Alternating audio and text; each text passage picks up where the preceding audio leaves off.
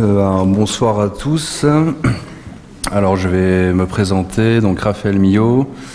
J'ai un peu axé la présentation de mon travail sur le lien en fait avec l'école, vu que je suis un ancien de la maison. Moi je suis resté jusqu'au DNAP, donc sorti en 2011.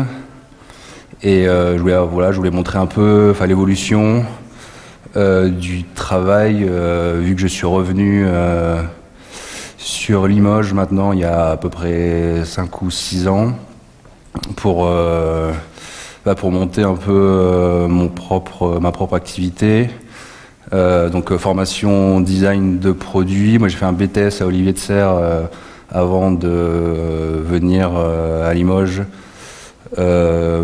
Parce que j'avais vu cet aspect qui était quand même plus design industriel et technique, et je voulais avoir plus une approche libre et plus créative. Et du coup, j'ai quand même eu envie assez rapidement, après les 2 ans là, jusqu'au DNAP, de revenir un peu. De me remettre un peu dans le vif du sujet, de revenir vraiment au design produit.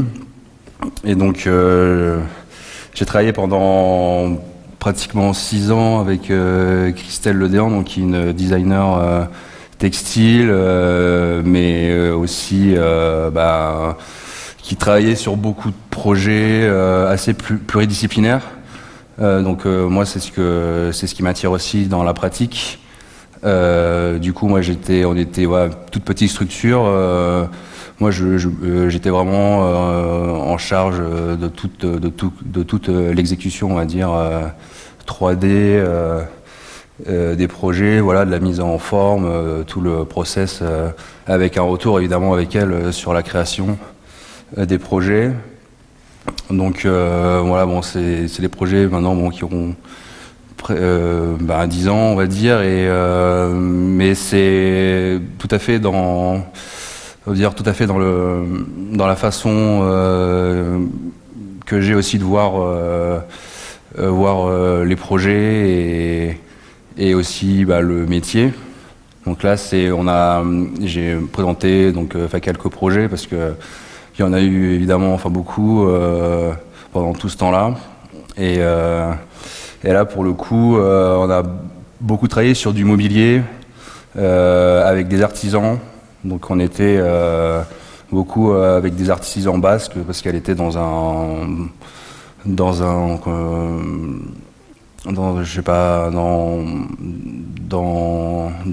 cursus, on va dire, de création, de revalorisation du métier, de ces artisans.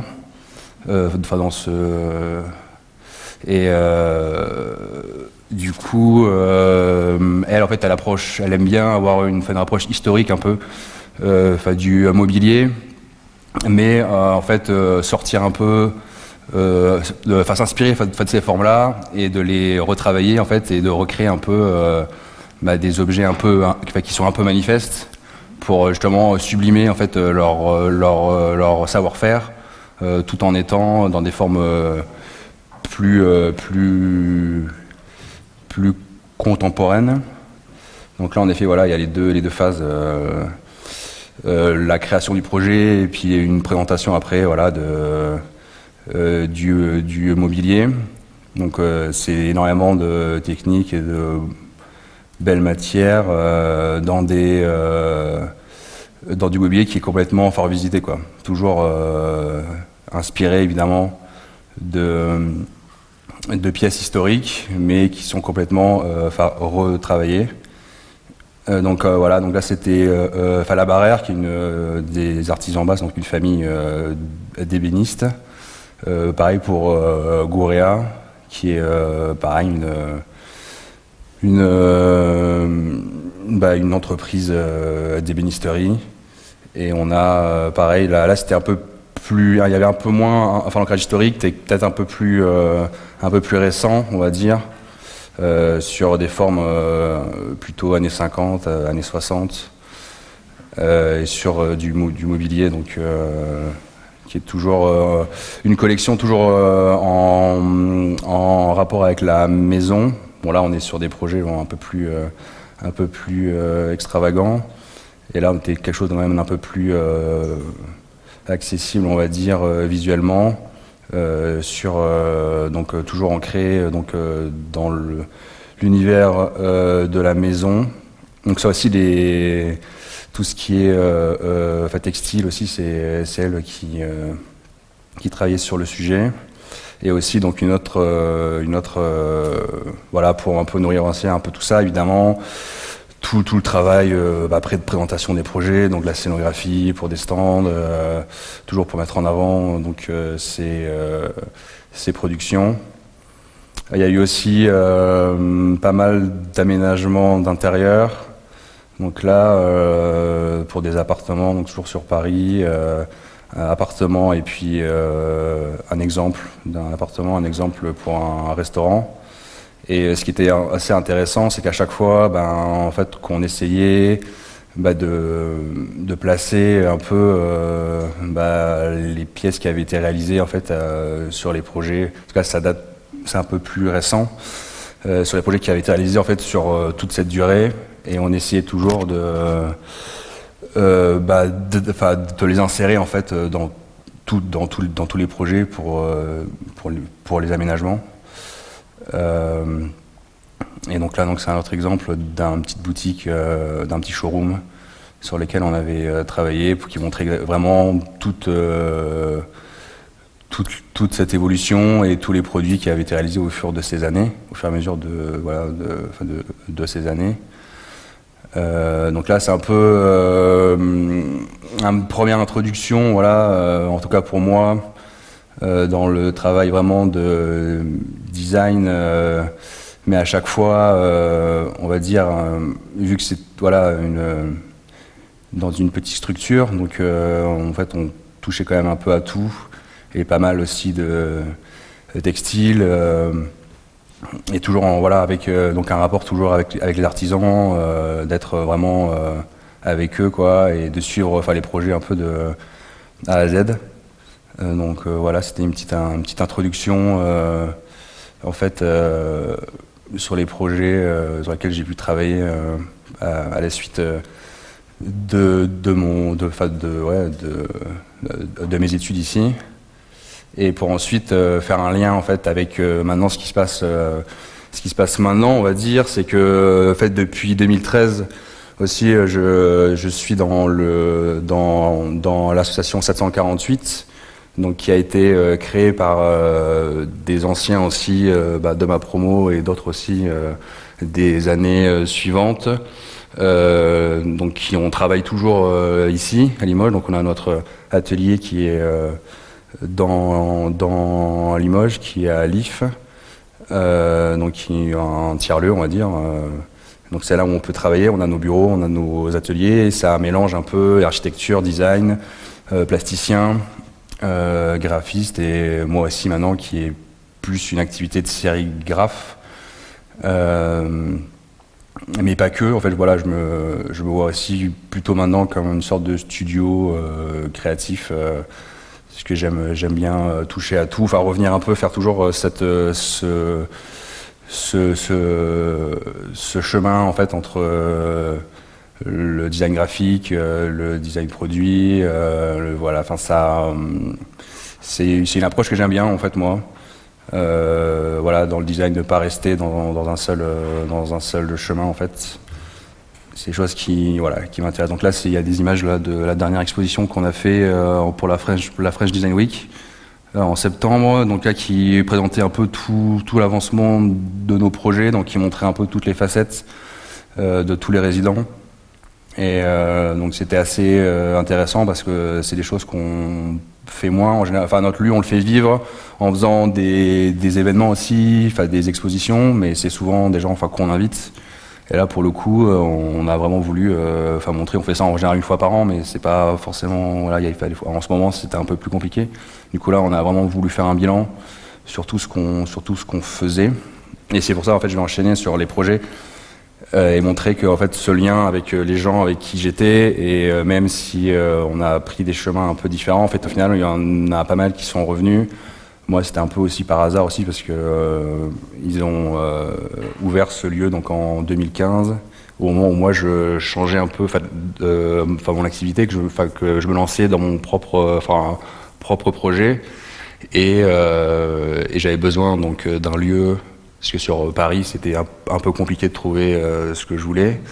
Du coup j'ai commencé à revenir un petit peu, et finalement c'est devenu un pérenne pour monter donc ce projet que je vais présenter en dernier. Donc là, je fais un peu vite.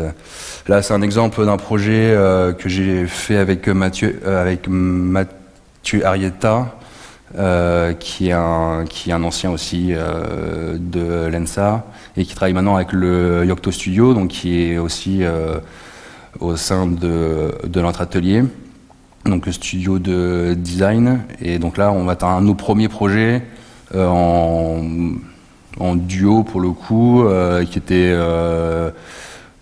pour là, c'est un prototype d'un projet de luminaire, mais qui montre bien un peu, enfin moi ce que j'aime faire aussi, et aussi notre travail un peu qu'on a pu faire là sur ce projet. J'ai d'autres projets aussi avec lui, avec son studio, et qui montre, voilà, c'est une lampe en fait qui est sur une base en fait, et c'est une sphère en fait qui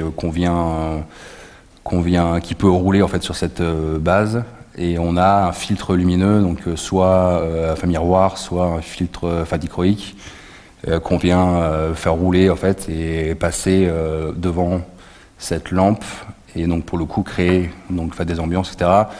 Voilà, c'est des projets que j'aime bien, dans le sens que il y a toujours un lien en fait qu'il y a un scénario qui se crée quand on l'utilise, même si souvent ce genre de projet, ce genre d'objet, en général on les met en place à un moment et puis on n'y touche plus trop, on garde donc une ambiance. Et là pour le coup on est vraiment obligé de jouer avec si on veut soit tamiser, soit avoir une lumière plus forte. Du coup on est quand même toujours obligé de jouer avec, et voilà, donc c'est toujours, voilà, ce principe, voilà, de jouer aussi avec son objet, de se l'approprier. C'est des choses moi que je trouve intéressant dans les objets en général, dans les projets. Donc un projet complètement différent, mais qui est plus actuel, toujours en lien avec le Yocto Studio. C'est un projet de mobilier funéraire. Donc là aussi, un peu par le biais des rencontres, et un projet qui a été initié par la Chambre des métiers, qui voulait revaloriser un peu le funéraire dans le territoire. Et pour le coup, c'est super intéressant, parce que moi, c'est une réflexion que je m'étais faite déjà depuis un moment, c'est que tout le mobilier funéraire existant, c'est quand même pas dingue, quoi. Enfin, c'est pas, et c'est assez simple, et voilà, moi esthétiquement je trouve pas ça très fort, et je pense qu'il y a des choses à faire, surtout pour se l'approprier et choisir un peu ce qu'on veut, surtout que c'est des moments qui sont assez importants. Et du coup nous on a voulu travailler donc sur des structures funéraires, et aussi vouloir avoir un impact sur le territoire, du coup travailler avec des artisans locaux au maximum, et aussi commencer un travail sur le réemploi de matières. Donc on va essayer de sourcer des entreprises qui auraient des rebuts qu'on pourrait utiliser, donc surtout en lien avec ce projet, c'est surtout le granit, le marbre. Le bois, c'est moins évident parce qu'il n'y a jamais vraiment de rebuts, ou en tout cas ils sont utilisés. Donc après, pour le coup, la structure, parce que c'est le projet qui a été qu'on a avancé le plus, Donc une structure en grille qui est personnalisable.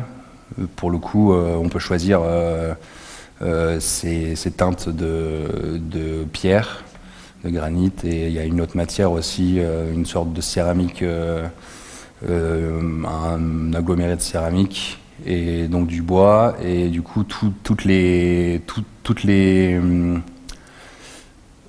parties, donc en pierre, tout ça, c'est du rebut d'une marbrerie qu'on va utiliser. Et donc ça, c'est un projet qui est en cours. Voilà, après, c'est vrai que on voulait avoir quelque chose qui soit aussi accessible. Parce que là, ça, c'est un élément, une grille qui vient se poser donc sur la dalle, on va dire, qui vient refermer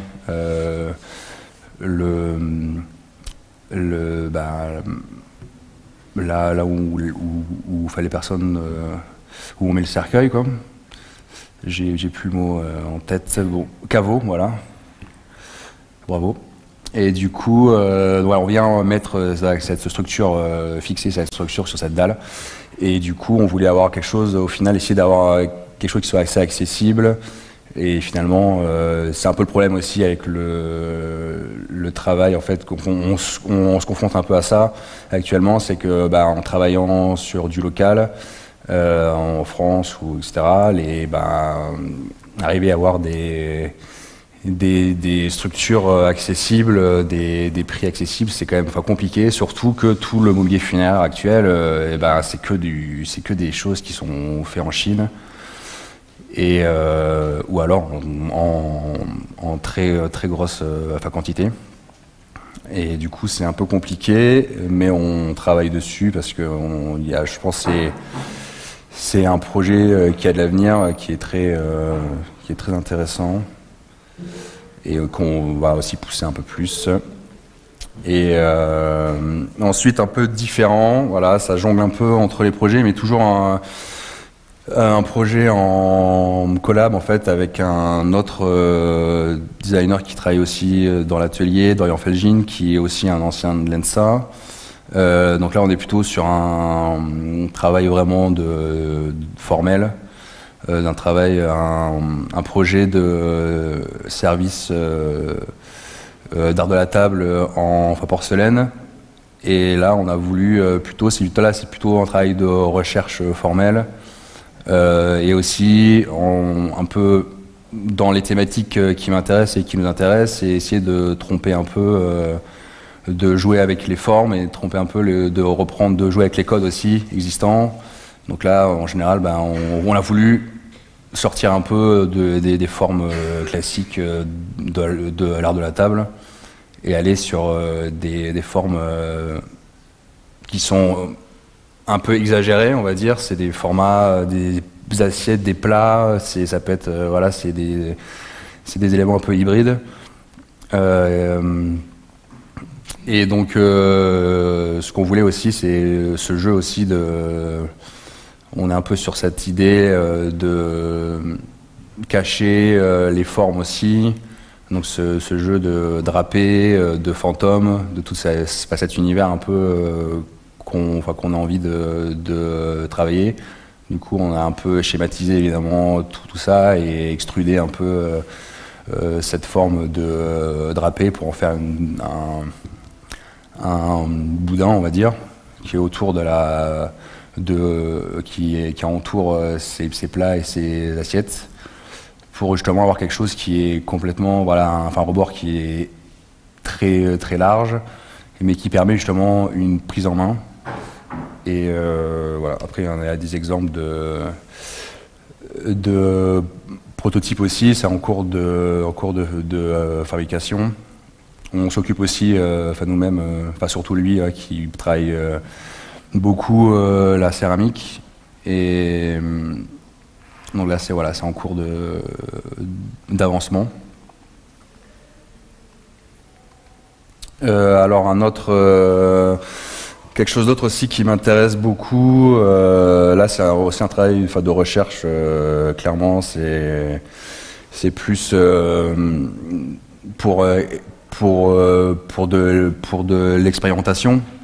Ce qui m'intéresse, voilà, travailler le réemploi ou pas forcément par la matière, mais aussi par le moulage en fait.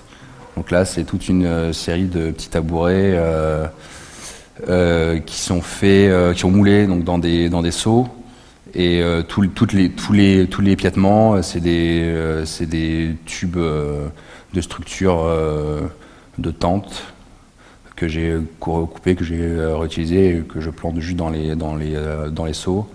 Et ce truc-là, cette idée d'archéologie du futur, en gros, d'essayer de créer comme ça des objets un peu futuristes, qui seraient un peu sortis de fouilles archéologiques. Et on n'aurait pas, évidemment, on pourrait pas leur donner donc une époque. Exactement, on ne peut pas savoir vraiment d'où ils viennent, etc. Mais en tout cas, ils ont un usage qui est quand même très défini. On sait très bien ce que c'est, mais on ne peut pas vraiment dire d'où ils viennent en fait exactement, quoi. Donc c'est un peu la base du projet, évidemment. Ça tourne autour de plein de choses, mais c'est un peu le tronc en fait qui me permet un peu de faire ces expérimentations. Parce que j'ai aussi moulé pas mal des emballages. Utiliser les emballages, les seaux, en fait, utiliser ce qui existe pour créer des moules en fait, et emprisonner des objets qui existent actuellement, qu'on a tous chez nous, comme là évidemment les prises électriques. Et donc tout ce travail aussi de moulage des emballages, dans le but aussi d'un projet de céramique. Et c'est super intéressant parce que en fait, au final, il y a un énorme travail qui est fait sur les graphismes, sur les trames, dans ces emballages de boîtes de jambon, de tout. Il y a plein de choses là qui sont utilisées, les croissants, tout ça, tout ce qui est vraiment les emballages industriels. Et au final, c'est des choses qu'on voit pas en fait, qu'on fait vraiment pas attention, qu'on jette directement après leur usage, quoi. Et du coup, on va essayer de les garder et de les faire montrer en fait, et d'en faire quelque chose justement qui serait usuel. Là, pareil, c'est un projet de recherche qui est en cours toujours, voilà, que je fais un peu en parallèle de mon activité.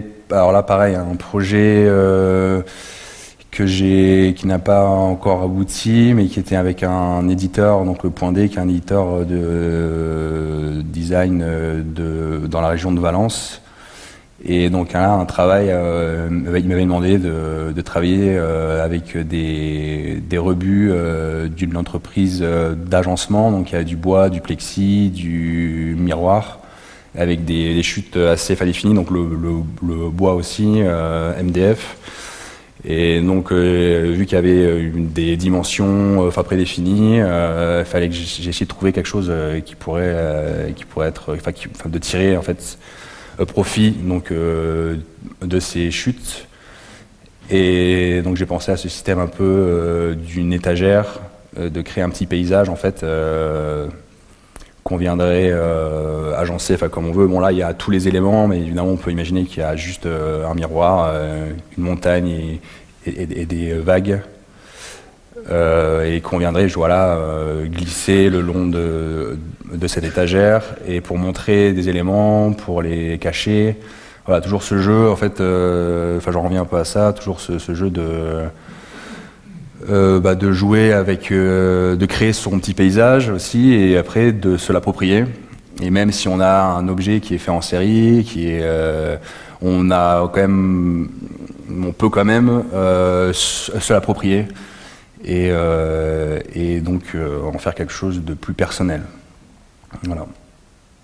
Et alors maintenant, le plus gros de mon activité, donc c'est Maison Grand Ours, donc qui est depuis 2015. Alors à la base, clairement, dans ma tête, c'était vraiment créer une marque de vêtements, mais pouvoir gérer moi-même en fait la production, d'où la sérigraphie. C'est pour ça que je suis parti sur cette technique que j'avais. Ça fait déjà un moment que je faisais des vêtements avec un ami qui lui fait la sérigraphie, et du coup j'ai toujours été un peu attiré par ça. Et donc en fait un peu en transition entre mon activité de designer, j'ai eu un moment envie de changer aussi. J'ai eu cette opportunité de me lancer moi-même dans ce projet. Bon, clairement c'était vraiment à l'arrache quoi, mais je l'ai fait. Je suis encore sur ce projet, donc au final ça avance. Et il a surtout bien évolué quoi, parce qu'au début c'était vraiment dans une idée de marque de vêtements, on va dire streetwear. Mais quand même, comme je disais, gérer la production, toujours créer un jeu avec la sérigraphie, toujours ce lien avec comment je produis, comment je fabrique, comment je peux jouer aussi avec ma production. Donc là, à chaque fois, il y avait un jeu sérigraphique sur les différentes. Je faisais des séries en fait, et il y avait toujours un thème, et à chaque fois, il y avait un jeu sérigraphique qui en coulait pour toujours, même si c'est une production en série, créer des pièces uniques en fait. Et donc voilà, j'ai commencé par ça. Bon, après, il y a cette écharpe aussi là, c'est un projet un peu plus récent, mais pareil, c'est des dessins que j'avais faits. Et ils ont été retravaillés ensuite par un logiciel en ligne de ce fabricant en fait qui fait des écharpes de foot. Et clairement, leur outil en ligne permet de faire des choses assez dingues par accident. Évidemment, quand on a pas ce regard-là. Du coup, c'est un des seuls projets que je fais encore sous ce nom Grand Ours. Je fais beaucoup moins de vêtements, en tout cas avec ça, parce qu'aussi je me suis quand même mis à réfléchir sur l'utilité un peu de tout ça, dire en fait on s'en fout de faire une énième marque de fringues, même si on est sur des textiles bio, etc. Machin, ça va être toujours de la production en plus, toujours. Du coup et puis aussi c'est un monde, c'est hyper galère en fait d'arriver à créer comme ça une marque de vêtements sans y avoir vraiment, avoir fait réfléchir à ça, vu que je me suis lancé un peu à fond. Mais au fur et à mesure, je me suis rendu compte que je me perdais un peu là-dedans, et je suis allé commencer à avoir vraiment une pratique beaucoup plus de sérigraphie pure et dure, on va dire. Et créer des familles, d'où la maison. Donc il y a pour tout ce qui est papier, etc. Papier Grand Ours, donc affiches, carnets. Je recycle tous mes brouillons, je refais avec du papier. Je réimprime aussi sur mes propres formats, etc. Et il y a toujours en fait un jeu avec la sérigraphie. Là, que j'ai voulu essayer de montrer ici, par exemple avec les plumes de pan ou les feuilles, etc. Il n'y a pas de dessin, c'est pas des choses dessinées, c'est que j'ai carrément utilisé directement les plumes de pan et les feuilles, etc. pour faire mes écrans, faire mes séries. Et du coup, une fois que j'ai fini et que j'ai fait tout nettoyer, on peut pas vraiment reproduire la même série, parce que s'il n'y avait pas de dessin, il n'y avait rien. Évidemment, que je rajoute des petits éléments graphiques, mais c'est toujours ce principe-là de jouer aussi avec la technique, et dans cette idée d'avoir vraiment des pièces uniques dans une série. Maintenant, édition Grand Ours aussi, pour se raccrocher un peu à l'objet. Là, très simplement, parce que juste on investit dans une imprimante 3D. Du coup, moi je profite aussi de ça pour commencer à faire des petits objets pour la maison. Là, c'est des vases. Et on reprend toujours. Je crois qu'il n'y a plus de micro.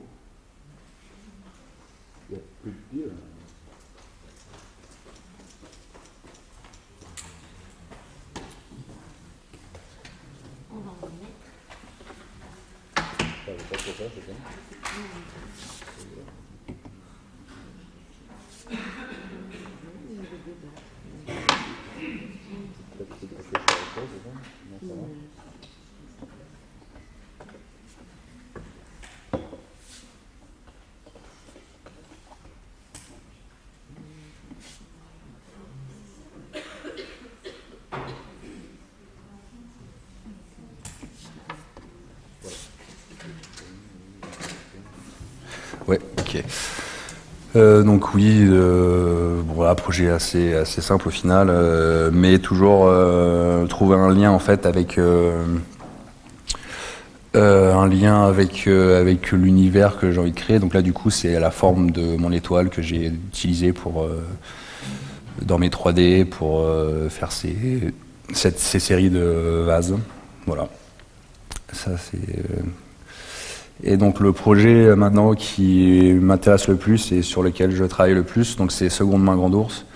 Et c'est donc de l'impression sur que des vêtements de seconde main. Et donc c'est ce qui m'intéresse le plus évidemment, surtout que c'est voilà, je chine tout à Limoges. Il y a quand même pas mal de choses.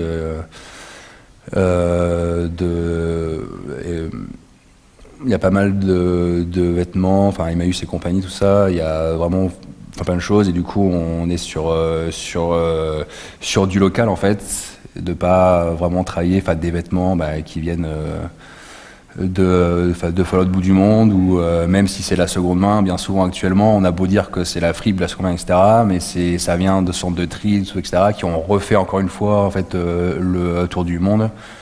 Du coup, au final, voilà, ça me sert un peu à rien. Mais bon, voilà, donc moi c'est pour ça que je me suis dit, au lieu d'acheter encore des articles vierges, même si c'est biosourcé, etc. Au moins là, j'ai pas tout ce que je veux. C'est aussi, je suis obligé de jouer aussi avec ce que je trouve. Donc on est pour le coup vraiment sur des pièces uniques et sur des tailles uniques, etc. Mais voilà, je trouve que c'est quand même beaucoup plus intéressant et toujours là amener un jeu de sérigraphie. Donc là, soit le vêtement, dans un premier temps c'était ça, j'étais un peu inspiré par les vêtements, les coupes, les couleurs, etc. Comment aussi les types de vêtements, ce qu'on peut imprimer sur sur un pantalon, c'est pas la même chose qu'on peut imprimer par exemple sur une chemise. J'ai pas mal bossé sur les chemises parce que c'est des vêtements un peu basiques, mais en même temps il y a un choix assez dingue au niveau des couleurs, motifs, etc. Vêtements qui peuvent être unisexes, bon même si c'est quand même plus homme, mais bon c'est quelque chose aussi voilà, que je trouve intéressant. Et pour en arriver un peu maintenant à faire évoluer le projet sur des principes graphiques qui peuvent être donc répéter, pour vraiment jouer avec la sérigraphie évidemment, parce que j'ai fait beaucoup de pièces, j'étais inspiré par un vêtement et du coup je me dis voilà, ça je vais faire ça, un dessin, etc. Mais au final je le faisais juste pour une pièce et du coup tout le boulot, la sérigraphie en fait ne sert un peu à rien au final, parce que c'est énormément de travail et énormément de temps pour pas grand chose au final, pour juste imprimer une pièce. Et du coup maintenant essayer de trouver des principes graphiques qu'on peut appliquer à plusieurs vêtements, plusieurs types de vêtements, donc les vestes, les blousons, etc. suivant les saisons et suivant voilà, ce qui arrive. Et voilà, c'est tout. Merci.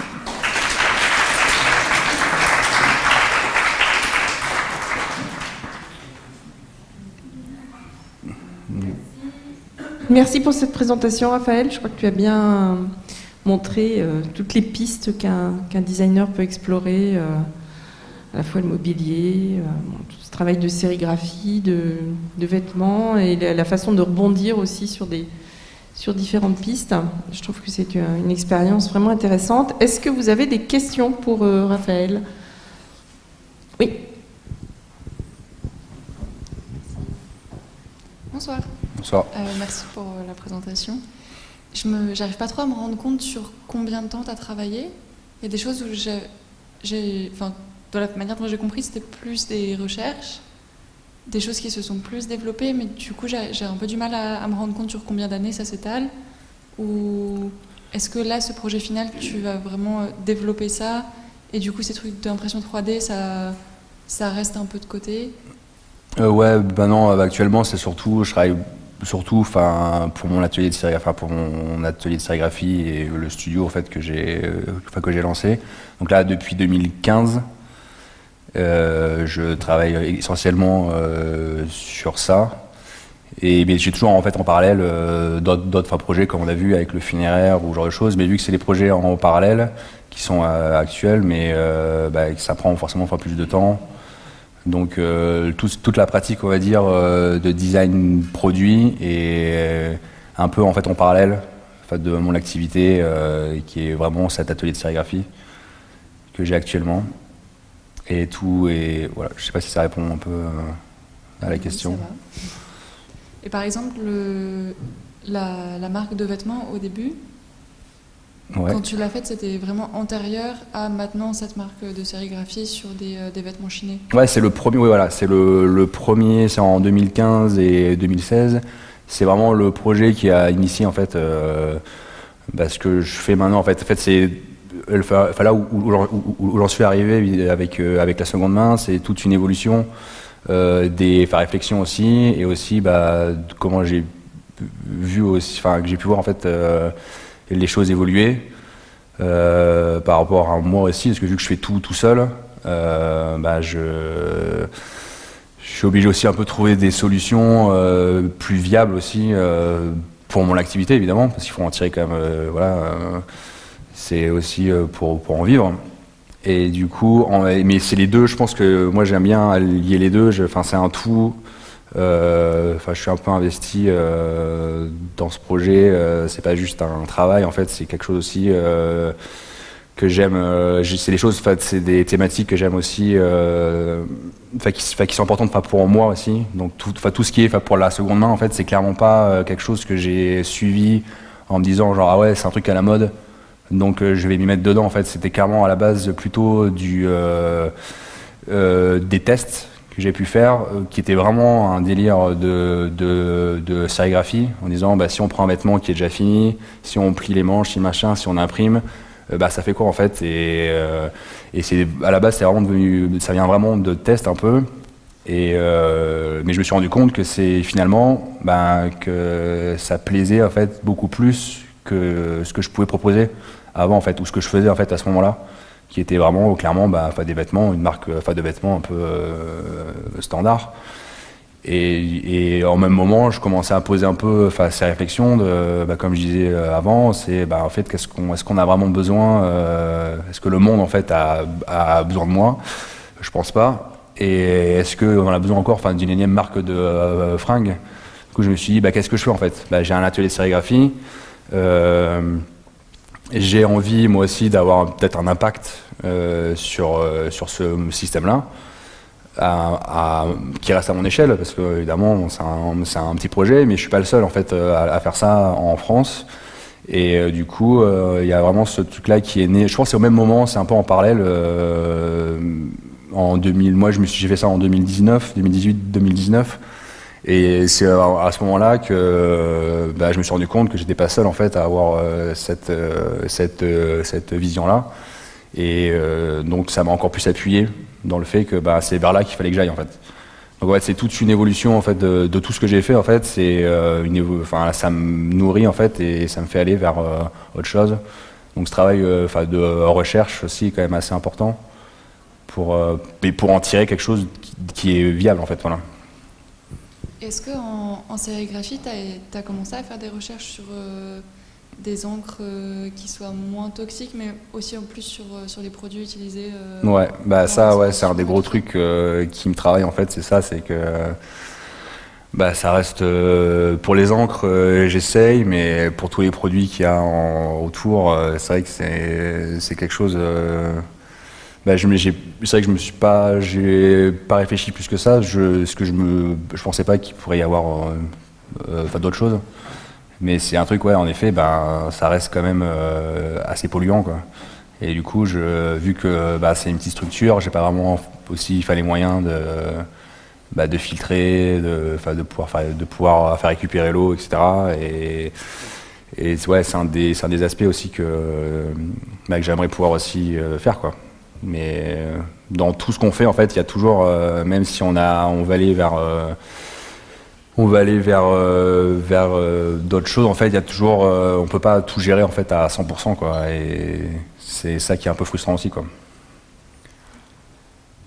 Merci. Merci. Y aurait-il d'autres questions? Eh bien, merci Raphaël pour Merci. cette intervention.